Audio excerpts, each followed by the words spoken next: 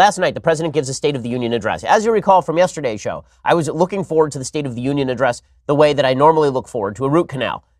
It's just not my thing. I don't like the State of the Union address. I think it's a monarchic, stupid institution. I think it's full of silly theatrics. Last night's was uniquely entertaining for a variety of reasons. The number one reason it was uniquely entertaining is because every State of the Union address, we get the game of who stands up, who sits down, who claps, who cheers, how do people respond? And the Democrats did, I thought, a pretty horrendous job of responding to President Trump's speech. It seems that they had a basic rule, which is that they were not going to clap for anything. And then Nancy Pelosi, in all of her wisdom, might lead them once in a while in clapping. But President Trump successfully made them look silly in what they chose to clap for and what they did not choose to clap for. Meanwhile, he gave what was one of the best speeches of his career. Now, it was delivered with typical Trump sort of half interest because he was reading from a teleprompter. All of his best moments came when he was off teleprompter, when he was sort of riffing with the room or something would happen and then he'd drop a funny line. And what was weird about the entire event is that we live in an extraordinarily politically divided time, but it was kind of a feel-good speech. You came away from the speech thinking, okay, well, that was kind of nice, right? Like everybody seemed to get along and maybe the country isn't in that much trouble, which is what Trump was going for. So let's jump right into President Trump's State of the Union address. The theme of his address was choosing greatness. That was the overarching theme.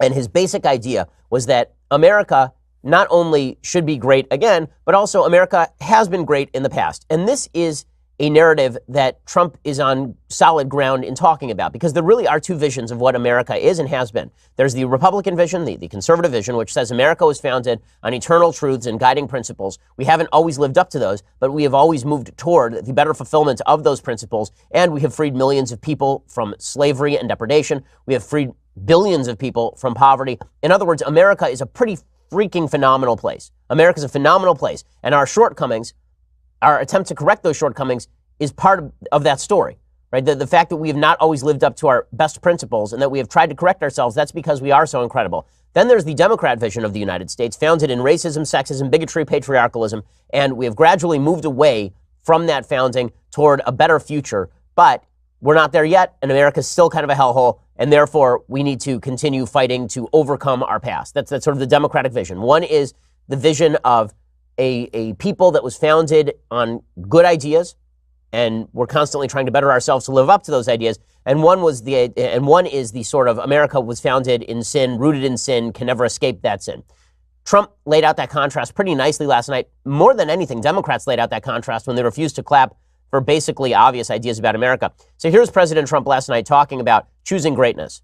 We must choose between greatness or gridlock, results or resistance, vision or vengeance, incredible progress or pointless destruction.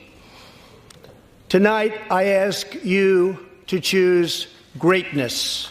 Okay, now it's important to note that this speech was much better written than a lot of his other speeches. So it's pretty obvious Stephen Miller did not write the speech. Stephen Miller's speeches are they're replete with a dark vision of America, a vision of America where it's carnage and chaos. This speech was all about America being pretty awesome, which, as the incumbent president, President Trump needs to make the case for. You can see in the background, if you were watching this, that Nancy Pelosi is ruffling through sheets of paper, which, by the way, is kind of rude. I mean, just if a Republican had done that while President Obama was president, there'd be endless talk about how condescending it was. Nancy Pelosi, however, was deeply condescending last night, and the media cheered it. The media coverage of the State of the Union address, which we will get to in a little while here, was as stupid and nonsensical and partisan and biased as any coverage I've ever seen of the president, which is to say, it was another day in American media. President Trump then started talking about how unemployment rates have dipped to record lows. And again, Democrats refuse to cheer for record low unemployment rates. You would figure that really that's bad optics. And what they'd really want to say is, yes, unemployment rates have dipped to record lows as part of the continuing success of the Obama economy, right? Just all you have to do, just politically, is say the reason that the economy has continued to boom is because it was already doing well under Obama, and it has continued to do well under President Trump. Not the end of the world, but Democrats couldn't even bring themselves to cheer for low black unemployment rates. Unemployment has reached the lowest rate in over half a century. African American, Hispanic American, and Asian American unemployment have all reached their lowest levels ever recorded. Unemployment for Americans with disabilities has also reached an all-time low. Okay, Nancy Pelosi is sitting there not cheering, and there are the Democrats sitting there not standing up, not cheering. So is it a bad thing that people with disabilities are working? Weird. Okay, so the Democrats were refusing to cheer for low unemployment rates. They also definitely refused to cheer for putting sex traffickers out of business, which is a weird look. So President Trump says, now it's time for America to end sex trafficking. It's time for America to end illegal immigration that involves human trafficking. And the Democrats are sitting there like, no, we like human trafficking. Now, obviously, they don't like human trafficking, but they don't want to give President Trump any sort of win here, even if what he's speaking about is a basic principle of being a human. So watch this. Now is the time for Congress to show the world that America is committed to ending illegal immigration and putting the ruthless coyotes, cartels, drug dealers, and human traffickers out of business.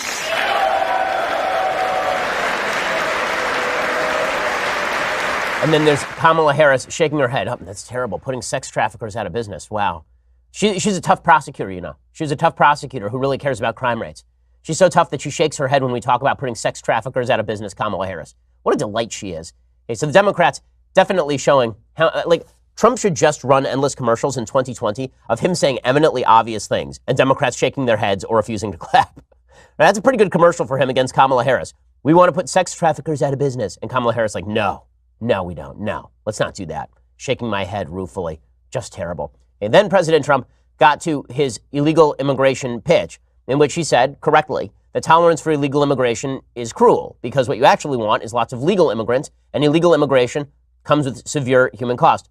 Now, this was pretty amazing. Once again, Democrats refuse to acknowledge that he is correct, that people are damaged in transit when they are brought in by coyotes. So here is President Trump speaking about it.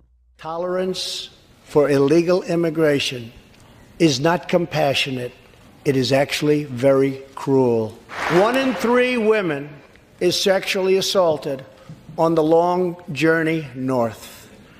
Smugglers use migrant children as human pawns to exploit our laws and gain access to our country. Now, one of my favorite media fact checks occurred about this line of the speech. So President Trump said 1 in 3 women is sexually assaulted on the long journey north. Statistics suggest that 31% of women are sexually assaulted on the long journey north, which is about 1 in 3, right? I mean, it's pretty close to 1 in 3. So the fact checker said partly true. Partly true. So in other words, 33% is 1 in 3. It was 31%. He said 1 in 3, and they rated it partly true because the fact checkers are so full of it. The fact checkers are just terrible. I mean, the fact checks of the State of the Union address are so absurd. A woman at the New York Times, we'll see later that President Trump suggests that a Jew who was freed from Dachau, a death camp during the Holocaust, saw American soldiers coming from the sky and thought they came from heaven. And a fact checker from the New York Times said, Jews don't believe in heaven. It's like, well, you had one job, guys. We sort of do.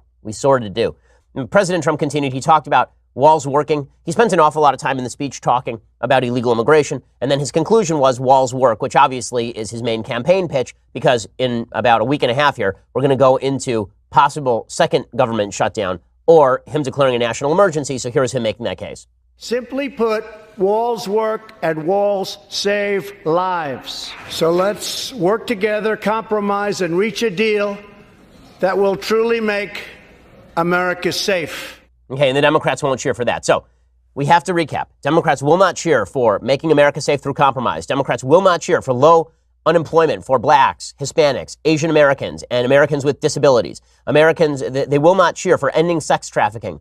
You ask yourself, what will Democrats cheer for? What do they like? And it turns out that what Democrats will cheer for is themselves. They love themselves.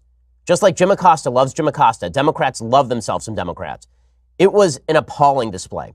This was truly appalling. So President Trump talks about high employment among women. And I guess we're not allowed to cheer for black employment or Hispanic employment or Asian employment or disabled people employment. We are able to cheer only for people with vaginas employment. Although maybe that's overstated because some men are women, as we've learned. So people who identify as women employment, that we are allowed to cheer for because women are so put upon in American society. Women have it so rough in American society, we say as we look at the Speaker of the House, who is a woman sitting behind the President of the United States during the State of the Union address. I'm going to play you the self-serving, gross, self-congratulatory nonsense that the Democrats participated in last night. It made them look particularly bad, and it exposed their vision of America that is false and truly morally off-putting. I mean, I was really off-put by this, and I think a lot of people were. I'll show you the key moment of the entire night. President Trump has been unable to unify the Democrats and the Republicans about anything. President Trump has been unable to get Democrats to clap for anything up to and including more black people, Hispanic people, Asian people, and people with disabilities working. They will not cheer for anything. But then he stumbles on the one thing Democrats will cheer for, Democrat women will cheer for, these fighters for the underclass. What will they cheer for? Themselves. So here was this self-congratulatory girl power bachelorette party nonsense that happened at the State of the Union address last night.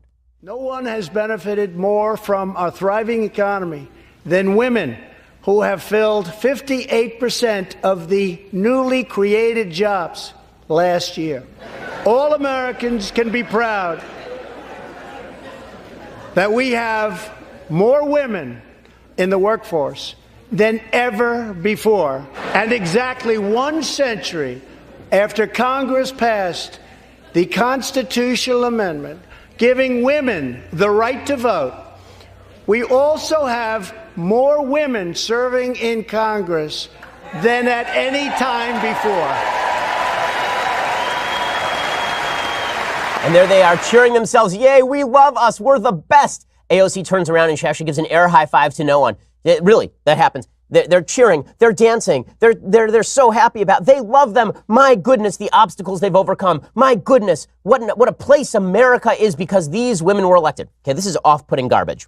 The reason it's off-putting garbage is because if we are going to talk about the privileges that people have been given in the United States, it is a privilege to be born a woman in the United States today.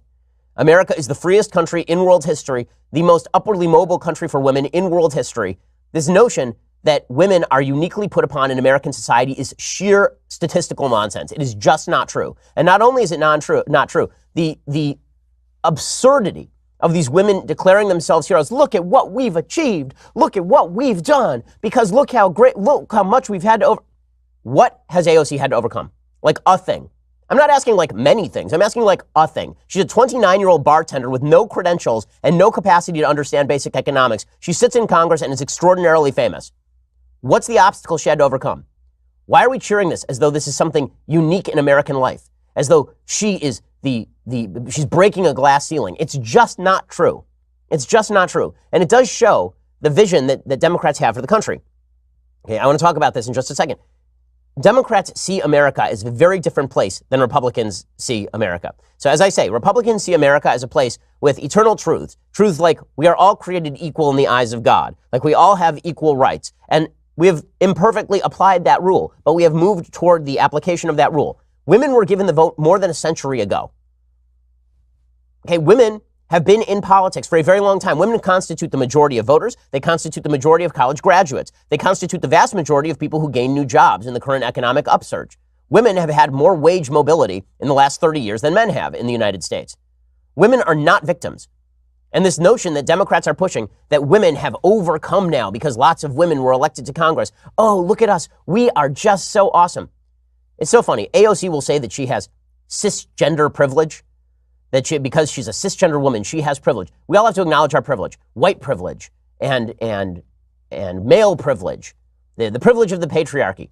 But nobody in the Democratic Party will acknowledge the greatest privilege of all, which is that they stand on the shoulders of people who actually made sacrifices, people who actually had to overcome, people who actually were part of the American story, making America better. Sitting around and championing yourselves as overcoming some sort of victimhood when you've experienced no victimhood is a mark of ingratitude and nastiness. There are people in that room who had to live through the civil rights movement and actually did heroic work. I'm talking about people with whom I disagree harshly on politics, people like John Lewis, who actually had to live through the civil rights movement and were deeply influential in helping make the country a better place. Those people, if you say John Lewis sits in American Congress, that's something to cheer about. AOC sits in American Congress. Oh, let's cheer because women are in Congress now. I'm sorry. There was nothing that was overcome here. Nothing. There was no barrier to entry for women in Congress. There is nothing uniquely amazing about what just happened in the last election. I know we're supposed to pretend that women broke through a glass ceiling. There was no glass ceiling in American politics. Hillary Clinton won the popular vote in the last election cycle. She was Secretary of State. Condoleezza Rice was Secretary of State. Sarah Palin ran for Vice President. Nancy Pelosi, this is not her first round as Speaker of the House. She was Speaker of the House 12 years ago. Can we stop pretending now that women are massively victimized in American society by the patriarchal hierarchy?